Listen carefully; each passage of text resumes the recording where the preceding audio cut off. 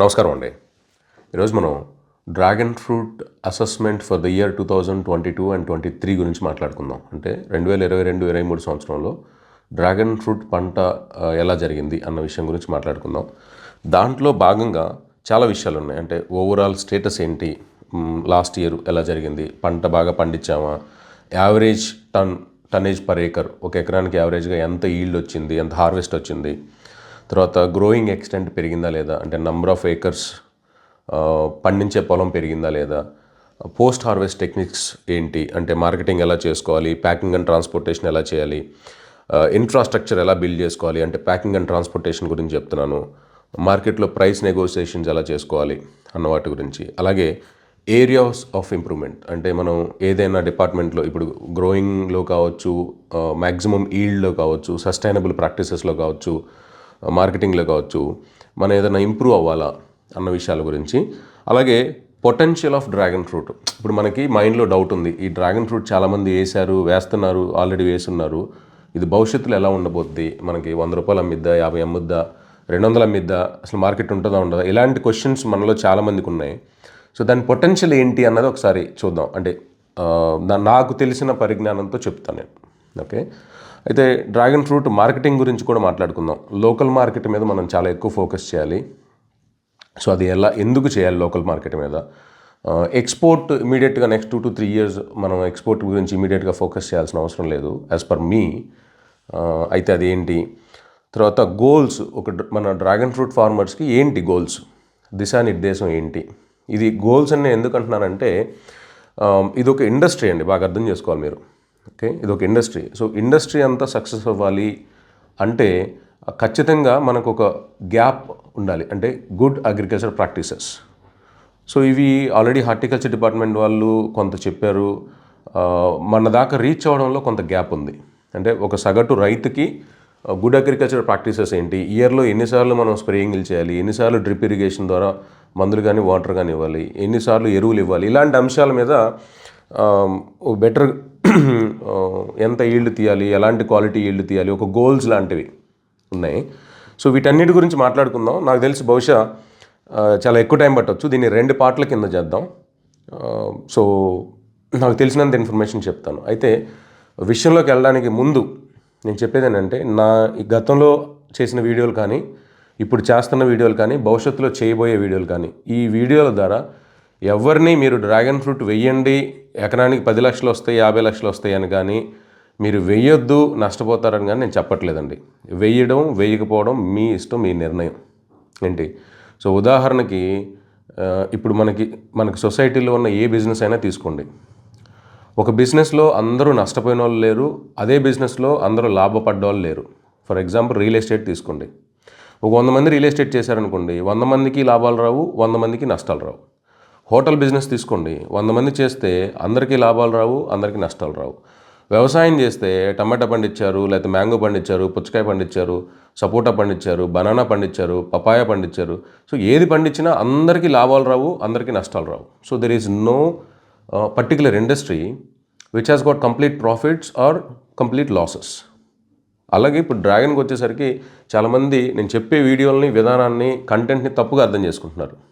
Okay, so ఇందులో మీరు crystal క్లియర్గా అర్థం చేసుకోవాల్సింది ఏంటంటే, నేను ఎవరిని ప్రోత్సహించట్లేదు, నేను ఎవరిని ప్రమోట్ చేయట్లేదు, నాకు తెలిసింది మీకు చెప్తున్నాను. ఎందుకు చెప్తున్నాను ఏంటి, గతంలో కొంత చెప్పాను, భవిష్యత్తులో చెప్తాను వాటి గురించి. ఇప్పుడు నేను ఎందుకు చెప్తున్నాను ఏంటి అది దాన్ని పక్కన పెట్టేసేయండి. ఇప్పుడు నేను చెప్పేది మీకు పనికి వస్తుందా లేదా, రైట్? మీలో ఎవరికన్నా ఇది పనికి వస్తుందా లేదా? ఇప్పుడు నేను చెప్పేది మీకు ఏమైనా ఇబ్బంది కలిగిస్తుందా? కాదు కదా, మనందరికీ పనికొచ్చే విషయాలే చెప్తున్నాను ఖచ్చితంగా. సో ఇంకొక 4-5 సంవత్సరాలు పోయాక మీకే తెలుస్తుంది, రైట్? ఇప్పుడు విషయంలోకి వస్తే ఓవరాల్ స్టేటస్ ఏంటి, మన డ్రాగన్ ఫ్రూట్ 2022-2023 సంవత్సరంలో ఏంటి పరిస్థితి? ఓవరాల్గా మిక్స్డ్ అండి, గుడ్ ఉంది, బ్యాడ్ ఉంది. నేను ముఖ్యంగా తెలుగు రాష్ట్రాల గురించి మాట్లాడుతున్నాను, ఆంధ్ర, తెలంగాణ గురించి, రైట్? సో మహారాష్ట్ర, తర్వాత కర్ణాటక, మిగతా ప్లేసెస్ చూసుకుంటే అది it's different, right? So good and bad. Good ఏంటి అంటే, మార్కెట్లో అంటే సొసైటీలో ప్రతి ఒక్కళ్ళు కూడా ఇష్టంగా తింటున్నారు, రైట్? ప్రతి ఒక్కళ్ళు ఫ్రూట్ని మనం బలవంతంగా తీసుకెళ్ళి ఒక బాబు ఒక 100 రూపాయలు కొనుక్కోనన్నా, లేదా ఒక 150 కొనుక్కో, లేదా 50 రూపాయలకి కొనుక్కో అని మనం ఎవరిని బతిలాడే పని లేకోకుండా ఫ్రూట్ మార్కెట్లో కనిపిస్తే స్వతహాగా వెళ్ళి కొనుక్కొని తింటున్నారు. సో మార్కెట్ బాగా క్లిక్ అయింది, రైట్? సో బ్రహ్మాండంగా మార్కెట్ సెట్ అయిందండి. అది గుడ్ థింగ్. కొంచెం బ్యాడ్ థింగ్ ఏంటంటే ఇయర్ వెదర్ కండిషన్స్, వాతావరణ పరిస్థితుల వల్ల, తర్వాత మన రైతులు చేస్తున్న ప్రాక్టీసెస్ వల్ల, మన రైతులు పాటిస్తున్న విధానాల వల్ల ఆశించినంత కాపు రాలేదు. యావరేజ్గా 3 నుంచి 5 టన్నులు ఒక ఎకరానికి వచ్చింది ఈ సంవత్సరం. ఓకే, 3 నుంచి 5 టన్నులు ఒక ఎకరానికి. ఇది ఎందుకు అంటే, ఒకటి ఖచ్చితంగా వాతావరణ పరిస్థితులు, 2 మన రైతులు చేస్తున్న విధానాలండి, రైట్? వాతావరణ పరిస్థితులు ఏంటంటే ఇందులో కూడా మళ్ళీ మార్కెటింగ్ గురించి కూడా కొంచెం ఇబ్బందులు జరిగాయి. ముఖ్యంగా ఆగస్టు నెలలో, ఇది 2021-22 సంవత్సరంలో కూడా ఇదే జరిగింది. సుమారు ఆగస్టు నెలలో రైతులందరికీ ఒకేసారి ఎక్స్పెక్ట్ చేసిన దానికంటే ఎక్కువ దిగుబడి రావడం. ఈ మార్కెటింగ్ వాళ్ళంతా ఏంటి, మనకి ఏప్రిల్, మే, జూన్ వరకు కూడా ఈ మామిడికాయ, పుచ్చకాయలు అమ్మి ఉంటారు. డ్రాగన్ ఫ్రూట్కి రెడీ అయ్యి ఉండరు వాళ్ళు, రైట్? సో రెడీ అయినా కూడా ఒక 20-30% వ్యాపారస్తులు మాత్రమే రెడీ అయ్యారు. సో దానివల్ల ఏంటంటే జూలై, ఆగస్టులో ఆశించిన దానికంటే ఎక్కువ పంట రావడం, వీళ్ళు రెడీ అవ్వకపోవడం. వీళ్ళు అంటే ఇప్పుడు ఒక 5 years 6 years జరిగితే దేనో ఓకే ఈ మంత్లో ఎంత వస్తుంది రెడీ అవుతారు. రెడీ అవ్వకపోవడం, ప్లస్ రైతులకి ఆ చుట్టుపక్కల ఉన్న ఊర్లలో వాళ్ళని అడగడం, లేదు ఆ ఊర్లో వాళ్ళకి ఎంతో కొంత ఇచ్చేయడం తప్ప దూర ప్రాంతాలకు వెళ్ళి మార్కెట్ కనుక్కొని అక్కడ మార్కెట్ చేసుకోవడం అలాంటి విషయాల మీద అవగాహన లేకపోవడం వల్ల ఆగస్ట్ నెలలో కొంచెం ఇబ్బంది జరిగింది. 2021-22 అలాగే 22-23 ఆ ఒక్క నెల తీసేస్తే మిగతా నెలల్లో బాగానే ఉంది. కానీ ఇబ్బంది కలిగించింది ఏంటంటే వాతావరణం, రైట్? సో వర్షాలు అనుకోని అనీవెన్ రెయిన్స్, తర్వాత ఫ్రూట్ ఫ్లై బాధ ఒకటి. అంటే మనకి జామ్లో ఉంది. ఎవరైతే కమర్షియల్ క్రాప్స్ లేదా హార్టికల్చర్ క్రాప్స్ చేస్తారో వాళ్ళకి ఆల్రెడీ తెలుసు ఫ్రూట్ ఫ్లై వల్ల కలిగే ఇబ్బందులు ఎలా వస్తుంది ఏంటి దాని నివారణలో. ఫ్రూట్ ఫ్లై ఇబ్బంది ఒకటి. ఎల్లో స్పాట్, చెట్ల మీద కాయల మీద ఎల్లో మచ్చల్లాగా వచ్చి కాయ పాడవడం, మార్కెట్కి వెళ్ళకపోవడం లాంటివి. మూడోది వర్షాలు. సో ఇలాంటి సమస్యల వల్ల కొద్దిగా ఇబ్బంది పడ్డారు. ఎక్కువ డ్రాపేజ్, పువ్వు పూసిన తర్వాత లేదా బడ్స్ పడిన తర్వాత డ్రాప్ అవ్వడం, ఇలాంటి సమస్యలు జరిగింది. బట్ ఓవరాల్గా ఓకే, మార్కెట్ వైజ్ జనాలు ఆసక్తి చూపిస్తున్నారు, కొంటున్నారు, తింటున్నారు, గుడ్. వాతావరణ పరిస్థితులు కావచ్చు, యావరేజ్ హార్వెస్ట్, యావరేజ్ ఈల్డ్ కావచ్చు కొద్దిగా తక్కువ వచ్చింది. బట్ పక్క రాష్ట్రాల్లో చూసుకుంటే, ఫర్ ఎగ్జాంపుల్ కర్ణాటక, కొన్ని కాంటాక్ట్స్ ఉన్నాయి, తెలిసిన వాళ్ళు మంచి ఫార్మర్సు. 25 tons per acre రెగ్యులర్గా పోల్ సిస్టంలో 4 నుంచి 5 సంవత్సరాల వయసున్న తోటలు 22 నుంచి 25 టన్నులు ఒక ఎకరానికి దిగుబడి తీసిన తోటలు చాలా ఉన్నాయండి, రైట్? ఆ క్వాలిటీ కూడా, ఫ్రూట్ సైజ్ బాగా రావడం, దాని షైనింగ్ కానివ్వండి, అవి బాగున్నాయి. అంటే ఏ గ్రేడ్, బి గ్రేడ్ క్వాలిటీనే మొత్తం వస్తుంది, సి గ్రేడ్ అసలు లేదు, రైట్? సో ఇది ఎందుకు అంటే, అగైన్ కర్ణాటక ఫార్మర్స్ ఫస్ట్ నుంచి కూడా హార్టికల్చర్ క్రాప్స్ గ్రో చేసేవాళ్ళు, కమర్షియల్ ఫార్మర్స్ వాళ్ళు. సో వాళ్ళకి ఒక ఎకరానికి ఎంత పెట్టుబడి పెట్టాలి, ఎలాంటి మందులు స్ప్రే చేయాలి, ఎలాంటి మందులు డ్రిప్ ద్వారా ఇవ్వాలి, ఎంత ఎరువులు వేయాలి ఏంటి అన్న విషయాల మీద కొంత అవగాహన ఉంది. మార్కెటింగ్ విషయాలు, పోస్ట్ హార్వెస్ట్ విషయాల మీద కూడా మంచి అవగాహన ఉంది. సో అది పక్కన పెట్టేసేయండి. సో ఓవరాల్గా అయితే ఇది మన పరిస్థితి. గ్రోయింగ్ ఏరియా ఆఫ్ ఎక్స్టెంట్ అంటే సాగు చేసే భూమి చాలా ఎక్కువ పెరిగింది, రైట్? సో తక్కువ కాలంలో డ్రాగన్కి సంబంధించి యూట్యూబ్లో కానివ్వండి, ఈ న్యూస్ ఛానల్స్లో కానివ్వండి, మీడియాలో ఎక్కువ ప్రమోషన్స్ రావడం, దానివల్ల రైతులు ఆసక్తికరంగా ఉండి దాన్ని గ్రో చేయడానికి ముఖ్యంగా మన తెలుగు రాష్ట్రాల్లో ఎక్కువ మంది ఇంట్రెస్ట్ చూపించి వేశారు కూడా. ఎప్పుడైతే మీకు ఏకరేజ్ పెరుగుతుందో గుడ్ ఉంది, బ్యాడ్ ఉంది. సో ముఖ్యంగా బ్యాడ్ ఏంటంటే కొత్త కొత్త రోగాలు, మొక్కలకి కొత్త కొత్త తెగుళ్ళు, రోగాలు, సమస్యలు రావడం మొదలవుతుంది. ఇప్పటిదాకా ఏంటంటే ఇది ఒక మెట్ట పంట, ఎడారి పంట, ఎక్కువ మెయింటెనెన్స్ అవసరం లేదు, ఇలాంటి అంశాలు మనం ఎక్కడ చూసినా ఇంటర్నెట్లో అయ్యే కనపడతాయి, రైట్? కానీ ఎప్పుడైతే మీకు ఏరియా ఆఫ్ ఎక్స్టెంట్ పెరుగుతుందో, తోటలు దగ్గరలో ఉంటాయో, ఖచ్చితంగా దాంట్లో వచ్చే తెగుళ్ళు, రోగాలు పెరుగుతుంటాయి. కాబట్టి ఏదో యూట్యూబ్ కొట్టాము, క్యాలిక్యులేటర్ ఓపెన్ చేసాము, ఎకరం వేసాము, 10 టన్నులు వచ్చింది, 100 రూపాయలు అమ్మాం, 10 లక్షలు వచ్చింది, 2 లక్షలు పోయాయి, 8 లక్షలు నెట్ ఇన్కమ్ అని కొట్టినంత సింపుల్గా ఉండదు వ్యవసాయం, రైట్? సో మీరు ఈ క్యాలిక్యులేషన్ కొట్టి 8 లక్షలు వస్తే జేబులో వేసుకుందాం అన్నది ప్రతి ఒక్కరికి ఆశే. కానీ మనం పంట పండించడానికి ఎంత ఎఫర్ట్స్ పెట్టామో దాన్ని మార్కెట్ చేయడంలో కానీ దానికి సంబంధించిన బెస్ట్ ప్రాక్టీసెస్ తెలుసుకోవడంలో కానీ మనం అంతకు మించిన ఎఫర్ట్స్ పెట్టాలి. ఎందుకంటే ఇది కొత్త పంట. ఇప్పుడు మిర్చి అడిగారు అనుకోండి, పల్నాడు ఏరియాలో, గుంటూరు జిల్లాలో బ్రహ్మాండంగా చెప్తారు. కాటన్ అడగండి చెప్తారు. ఇప్పుడు ప్రకాశం వెళ్తే పసుపు గురించి చెప్తారు, లేకపోతే పొగాకు తోటల గురించి చెప్తారు. మనం కృష్ణా జిల్లాలో వెళ్ళాం అనుకోండి, కందగడ్డలు కావచ్చు, అరటి తోటలు కావచ్చు. సో ఒక్కొక్క ఏరియా ఒక్కొక్క స్పెషలైజేషన్ ఉంది, వాళ్ళ దగ్గర గుడ్ అగ్రికల్చర్ ప్రాక్టీసెస్ ఉన్నాయి. ఫర్ జనరేషన్స్ మనం చేస్తున్నాము, నాలెడ్జ్ ట్రాన్స్ఫర్ అవుతూ వస్తూ ఉంది. కానీ డ్రాగన్కి అలా కాదు, రైట్? కొత్తగా చేస్తున్నాం కాబట్టి మనం పశువులతో అయినా పంటలతో అయినా ఎంత ఎక్కువ సమయం వాటితో స్పెండ్ చేస్తే వాటి గురించి మనకు అన్ని విషయాలు తెలుస్తాయి. బుక్లో చదివి, ఇంటర్నెట్లో చదివి, యూట్యూబ్లో చూసి వ్యవసాయం చేస్తే అంత ఆశించిన ఫలితాలు ఉండకపోవచ్చు, right? So growing area extent పెరగడం వల్ల జరిగే నష్టం ఇది. దీని లాభం ఏంటంటే ఆబ్వియస్గా ఎకో సిస్టమ్ డెవలప్ అవుతుంది. మార్కెటింగ్కి స్టాండర్డ్ ఛానల్స్, ఇప్పుడు యాపిల్ ఉందండి, ఒక లోడ్ వచ్చింది, బాక్సెస్లో ఉంటాయి, చక్కగా దారిలో వెళ్తాడు, ఇక్కడ ఒక 2 బాక్సులు 4 బాక్సులు 5 దించుకుంటూ వెళ్ళిపోతాడు, లోడ్ అయిపోద్ది. బట్ డ్రాగన్కి ఇప్పుడు అలాంటి పరిస్థితి లేదు, క్రియేట్ అవుతుంది, ఎకో సిస్టమ్ క్రియేట్ అవుతుంది. Value add products, juices, jellies, what ever it is, అవి డెవలప్ అవుతాయి, రైట్? ఈ ఏరియా ఆఫ్ ఎక్స్టెంట్ పెరగడంలో, సాగు చేసే విస్తీర్ణం పెరగడంలో ఇంకొక ముఖ్య పాత్ర పోషించింది ఏంటంటే యూట్యూబ్ ఛానల్స్. సో ప్రతి డ్రాగన్ రైతు ఆల్మోస్ట్ అనమాట, ప్రతి అంటే ప్రతి ఒక్కరు అని చెప్పలేను కానీ 10లో 8 మంది లేదా 7 మంది యూట్యూబ్లోకి వచ్చి మార్కెట్ చేసుకుంటున్నారు. అది గొప్ప విషయం, మంచి విషయం. ఎందుకంటే ప్రతి ఒక్కళ్ళు ఇలాంటి అవేర్నెస్ వచ్చి వాళ్ళు యూట్యూబ్లోకి వచ్చి విషయాలు చెప్పడం, అది మంచిదే.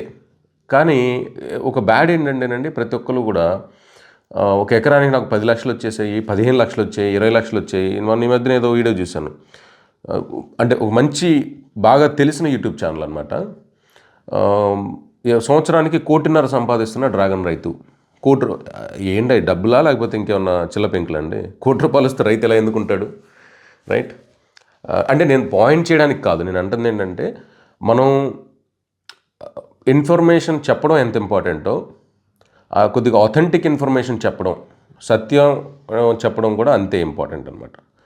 సో అంత నిజాయితీగా ఇవాళ సొసైటీ లేదు, అవన్నీ నడుస్తున్నాయి. కాకపోతే ఏంటంటే ఇది బ్యాడ్ ఎప్పుడు అవుతుంది అంటేనండి, ఎప్పుడైతే 10 లక్షలు 20 లక్షలు వస్తాయి, 30 లక్షలు వస్తాయి అని చెప్పినప్పుడు ఈ క్యాలిక్యులేటర్లో నంబర్లు కొట్టుకొని వస్తారో, ముఖ్యంగా మాలాంటి సాఫ్ట్వేర్ ఇంజనీర్లు, లేకపోతే గవర్నమెంట్ ఎంప్లాయీస్, లేకపోతే రిటైర్డ్ ఎంప్లాయీస్, లేకపోతే ఎక్కడో దూరంగా ఉండి ఊర్లలో చుట్టాలని, మామయ్యల్ని, లేకపోతే ఫ్రెండ్స్ని నమ్ముకొని వ్యవసాయం చేసేవాళ్ళు, వాళ్ళకి ఎక్కువ ఇబ్బంది జరుగుతుందండి.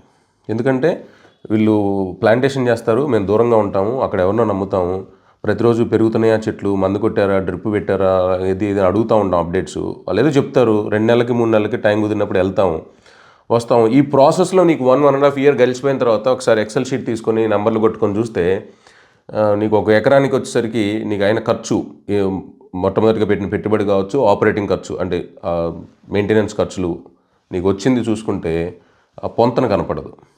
కాబట్టి కొత్తగా వ్యవసాయంలోకి వద్దాం అనుకున్న వాళ్ళు 1కి 10 సార్లు మీరు లాంగ్ టర్మ్ ఉండాలి అనుకుంటేనే రండి, రైట్? సో అంటే సందర్భం కాకపోయినా ఒక ఉదాహరణ చెప్తాను. మేము గతంలో వ్యవసాయం చేసే కుటుంబం అయినప్పటికీ ఈ హార్టికల్చర్ క్రాప్స్లోకి వచ్చేటప్పుడు కొంచెం బాగానే ఆలోచన చేసి వచ్చాం. కానీ మేము ఆలోచన చేసిన దానికి వాస్తవంగా జరిగిన దానికి అసలు సంబంధం లేదు. ఓకే, ఆలోచన చేసినప్పుడు అబ్బో మనమే బ్రహ్మాండంగా ఆలోచన చేసాం, మనంత ఆలోచన ఎవడు చేసుండడు అని అనుకున్నాము. వాస్తవంగా దిగిన తర్వాత అప్సైడ్ డౌన్ అనమాట. మా ఆలోచనకి జరిగిన విషయాలకి సంబంధం లేదు, కానీ సస్టైన్ అవ్వగలిగాం. ఎందుకంటే మేము 3 బ్రదర్స్ అండి, 3 అన్నదమ్ములు, నేను పెద్ద, 2 తమ్ముళ్ళు ఉన్నారు. సో 3 కూడా కలిసి చేసుకోగలిగాము. ఇంటి దగ్గర అమ్మ నాన్న ఉన్నారు, థ్యాంక్ఫుల్గా మా కృష్ణ ఉన్నాడు. పరిస్థితులు మేము అలా బిల్డ్ చేసుకోగలిగాం, రైట్? ఇప్పుడు ఇది 8వ సంవత్సరం. అలా చేసుకుంటూ ప్రతి సంవత్సరం పెట్టుబడి పెంచుకుంటూ దానికి సంబంధించిన ఇన్ఫ్రాస్ట్రక్చర్ బిల్డ్ చేసుకుంటూ, ఇప్పుడు 6 సంవత్సరాల క్రితం ఆవులు తీసుకొచ్చుకున్నాను. ఆవులు ఎందుకు తెచ్చానంటే ఇది కూడా ఒక పాయింట్. ఇయర్ ఆన్ ఇయర్ మన రైతులకి పంట తగ్గుతుంది, పెరగాల్సిన పోనొచ్చి. ఎందుకు తగ్గుతుంది అంటే ఎప్పుడు కూడా గుర్తుపెట్టుకోండి, లాంగ్ టర్మ్ క్రాప్స్, మామిడి కావచ్చు, మీ బత్తాయి కావచ్చు, చీని చెట్లు కావచ్చు, నిమ్మకాయ, ఏదైనా any long term crop year on year మీ కెమికల్ యూసేజ్ని బట్టి ఈల్డ్ తగ్గుతుంది, పెరగదు. ఇప్పుడు మీరు సాయిల్ ఉందండి, పత్తి, మిర్చి, ఇంకో పంట వేసినప్పుడు మీరు కలిపి దున్నేస్తారు, మళ్ళీ పంటలు వేసుకుంటారు కాబట్టి భూమి కలిసిపోయి ఓకే సస్టైన్ అవుతుంది. కానీ ఎప్పుడైతే భూమి కదలకోకుండా ఉండే పంటలు ఉన్నాయో, వీటిల్లో ఈ కెమికల్ యూసేజ్ పెరిగిపోయి ఆ సాయిల్ ఏంటంటే ఫర్టైల్గా ఉండడం బదులుగా, సారవంతంగా తయారవడానికి బదులుగా నిస్సారంగా తయారయ్యి భూమి చచ్చిపోద్ది, అందులో ఉండి అసలు సారవంతం అంతా పోతుంది. కాబట్టి మనం లాంగ్ టర్మ్ పంటలు పండించాలి అనుకున్నప్పుడు ఖచ్చితంగా ఈ ఆర్గానిక్ అని చెప్పను కానీ natural usage of the compost, natural ఇంకా స్పెసిఫిక్గా చెప్పాలంటే ZBNF practices, zero budget natural farming practices ప్రతి ఒక్కళ్ళు ఫాలో అవ్వాలి. సో దాంట్లో భాగంగానే ఆవులు తెచ్చాము, కంపోస్ట్ వాడుకుంటూ వచ్చాము. ఇప్పుడు ఒక పాయింట్ ఎక్కడ ఉన్నాం అంటే మేము ఈ 6 years ఆఫ్ ZBNFలో ఆల్మోస్ట్ 80% ఆఫ్ ZBNF చేస్తున్నాము. ఇంకా స్టిల్ 20% కెమికల్ ఉంది మా దగ్గర. ఓకే, అండ్ దెన్ మేము సొంతగా తయారు చేసుకున్న కషాయాలు అవన్నీ మంచి రిజల్ట్ ఇచ్చి ఇప్పుడు పపాయ వేసామండి. ఎక్సలెంట్గా ఉంది. 2 months అయింది. నాకు 48 days నుంచే ఫ్లవరింగ్ స్టార్ట్ అయింది. ఎక్సలెంట్గా ఉంది. 6 acres పపాయ పెట్టాను. సో కర్ణాటక నుంచి వచ్చిన ఫార్మర్స్ కూడా చూసి అంటే ఒక ఎకరానికి 100 నుంచి 130 టన్నులు పండిస్తారు వాళ్ళు పపాయ, 80 నుంచి 130 టన్నులు. మనకు ఆంధ్ర తెలంగాణలో ఏంటంటే 30 నుంచి ఒక 50 టన్నులు పండితే శుభ్రంగా బ్రహ్మాండంగా పండినట్టు. గ్రౌండ్ రియాలిటీ అండి. 1000 చెట్లు ఉంటాయి, ఎకరానికి 100 కాయలు కాస్తాయి, 100 టన్నులు వస్తుంది, అది ఓకే, క్యాలిక్యులేటర్ కాదు, గ్రౌండ్ రియాలిటీ. 30 నుంచి 50 టన్నులు వస్తే బాగా పండించినట్టు. మనకి వాళ్ళు 80 నుంచి 130 టన్నులు పండిస్తున్నారు. ఓకే, సో అంటే ఇవన్నీ ఎలా తెలుసు అంటేనండి, ఇప్పుడు రోజులో 12 గంటలు ఉంటే ఒక 2-3 గంటలు ఏదో ఒక రైతుతో ఏదో ఒక విషయం గురించి మాట్లాడుతున్నప్పుడు, నాలెడ్జ్ షేర్ చేసుకున్నప్పుడు, ఒక ప్లేస్కి నుంచి ఇంకో ప్లేస్ విజిట్కి వెళ్తున్నప్పుడు, చూసినప్పుడు అట్లా నాలెడ్జ్ బిల్డ్ అవుతుంది. ఇదే పాయింట్ ఇప్పుడు ఇంత ఎక్స్టెండ్ అవ్వడానికి కారణం ఏంటంటే కొత్తగా వద్దాం అనుకున్న వాళ్ళు లాంగ్ టర్మ్ ఆలోచన చేసి దీర్ఘకాలిక ప్రయోజనాలు దృష్టిలో పెట్టుకొని వ్యవసాయంలోకి రండి. ఆల్రెడీ చేస్తున్న వాళ్ళు కూడా దీర్ఘకాలిక ప్రయోజనాలు దృష్టిలో పెట్టుకొనే చేయండి.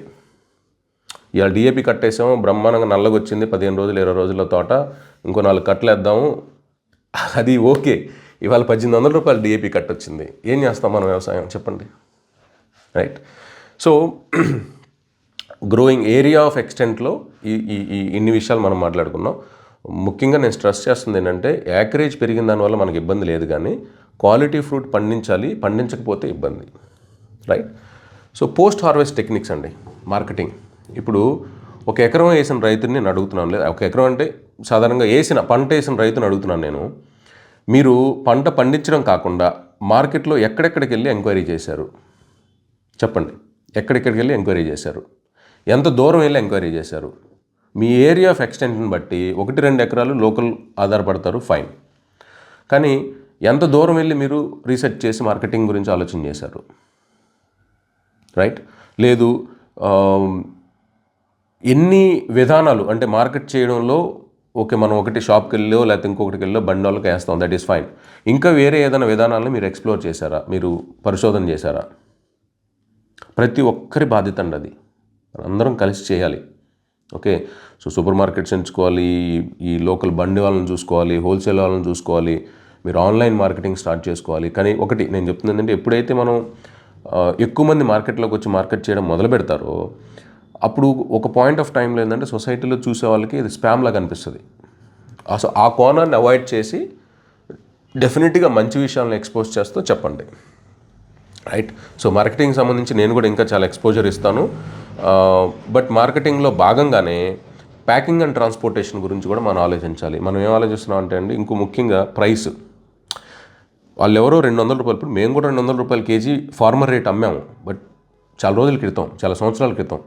ఇప్పుడు నేను ఎప్పుడో ఏదో ఒక వీడియోలో 200 రూపాయలు మేము అమ్మామని చెప్పాను కాబట్టి ఈ సంవత్సరం కూడా నేను 200 రూపాయలు అమ్మాలి అంటే అది కష్టం. ఇప్పుడు పరిస్థితులు మారినాయి, ఏరియా ఆఫ్ కల్టివేషన్ పెరిగింది, ఎక్స్టెంట్ ఆఫ్ కల్టివేషన్ పెరిగింది. కాబట్టి మనకి ఎంత రేటుకి అమ్మితే వర్కౌట్ అవుతుంది, రైట్? ఇప్పుడు ఫర్ ఎగ్జాంపుల్ అండి, వేరే పంటలు ఏదైనా ఉదాహరణగా తీసుకుందాం, మామిడి 50 రూపాయలకు బయట అమ్ముతున్నారు అనుకోండి, రైతు రేటు ఎంత ఉంటుంది అనుకుంటున్నారు మీరు?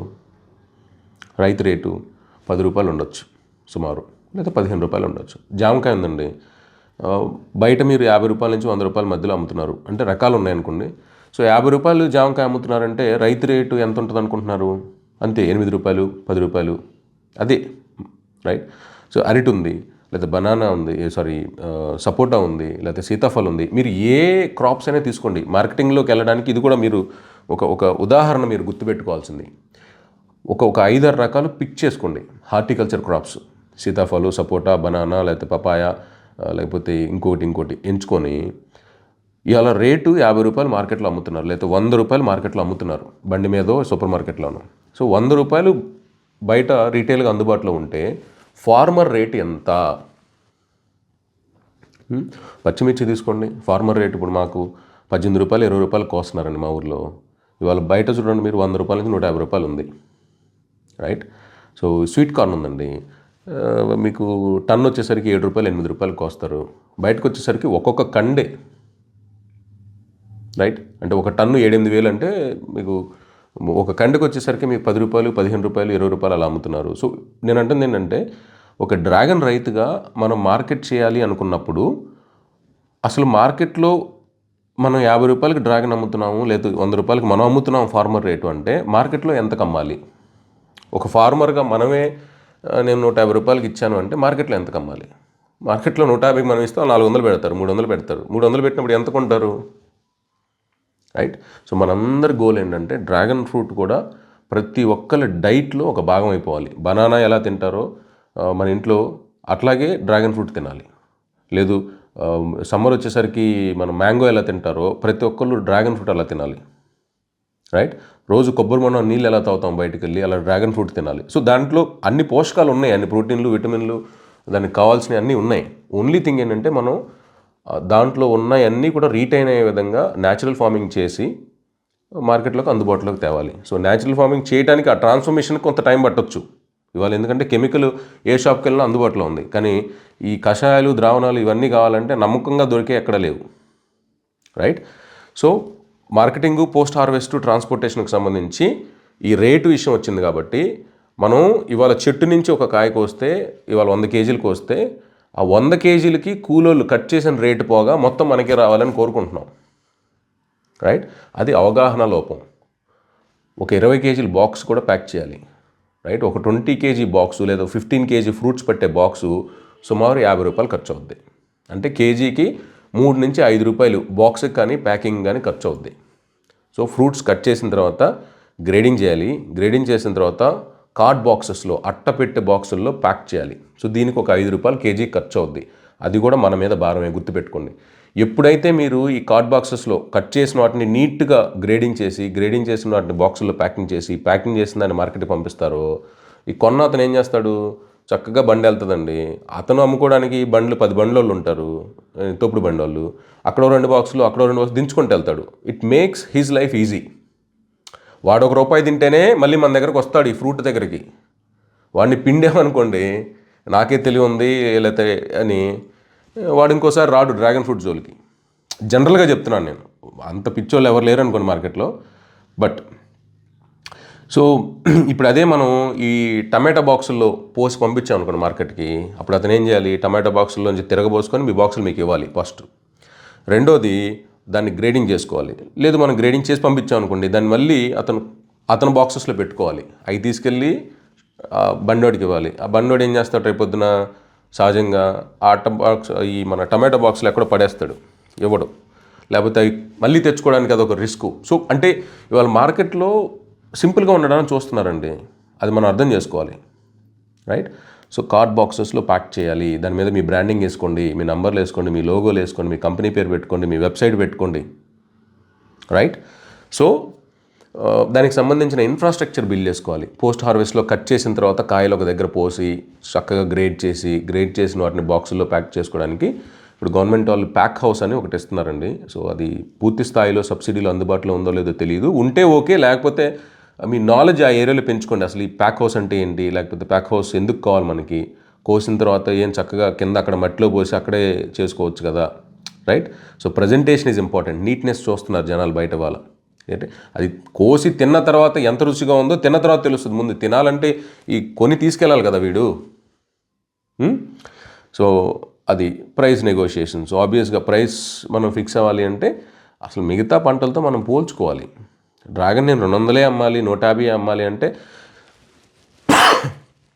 200 అమ్మాలి, 150 అమ్మాలంటే ఫస్ట్ మనం పోల్చుకోవాలండి మిగతా పంటలు ఎంత కమ్ముడిపోతున్నాయి, రైట్? ఫార్మర్ రేటుకి మార్కెట్ రేటుకి ఎంత డిఫరెన్స్ ఉంది. లేదు మనం ₹50 అమ్మితే నష్టమా, ₹100 అమ్మితే నష్టమా ఏంటి? మనకి ఏ ప్రైస్ అయితే వర్కౌట్ అవుతుంది చూసుకొని దాని ప్రకారం మనం మార్కెట్ చేసుకోవాలి. కానీ 50 రూపాయలకి మార్కెట్ వెళ్తే మీరు డిసప్పాయింట్ అవ్వద్దు, 70 రూపాయలకి మార్కెట్ వెళ్తే మీరు డిసప్పాయింట్ అవ్వద్దు 150 అమ్మలేదే అని. ఎందుకంటే మనం అమ్మిన తర్వాత కనీసం 3 లేయర్స్ మారుతుంది. అంటే సహజంగా జనరల్గా మనం అమ్మిన రేటు మీద ఇంటూ 3 టైమ్స్ ఉంటుందండి, అది వెజిటబుల్స్ అయినా ఫ్రూట్స్ అయినా కూడా. డ్రాగన్ ఫ్రూట్లో ఏంటంటే ఇప్పుడు సహజంగా ఇంటూ 2 టైమ్సో లేకపోతే ఇంటూ 30% నడుస్తుంది ఇప్పుడు. ఎందుకంటే ఇంకా ఈ వెండర్స్ పూర్తిగా దీని మీద గ్రిప్ తెచ్చుకోవాలి. మేబీ నెక్స్ట్ ఇయరో తెచ్చుకుంటారు. కానీ నా క్వశ్చన్ ఏంటంటే ప్రైస్ వర్కౌట్ చేయాలి. ప్రైస్ వర్కౌట్ చేయాలంటే మనకున్న మార్గం సస్టైనబుల్ అగ్రికల్చర్ ప్రాక్టీసెస్. మన పెట్టుబడి తగ్గించే విధానం, రైట్? మనమే సొంతగా తయారు చేసుకున్న ఎరువులు, సొంతగా తయారు చేసుకున్న ద్రావణాలు, కషాయాల ద్వారా మెరుగైన పంట పండించుకునే విధానాన్ని మనం కనుక్కోవాలి. ఇప్పుడు ఇవాళ యూట్యూబ్ వీడియో చేయాలి కాబట్టి నేను 6 years బ్యాక్ ఆవులు తెచ్చుకోలేదు. నేను ఇవాళ ఈ యూట్యూబ్ వీడియో చేసి మీకు చెప్పాలి కాబట్టి మేము కషాయాలు, ద్రావణాలు వాడడం మొదలు పెట్టట్లేదు.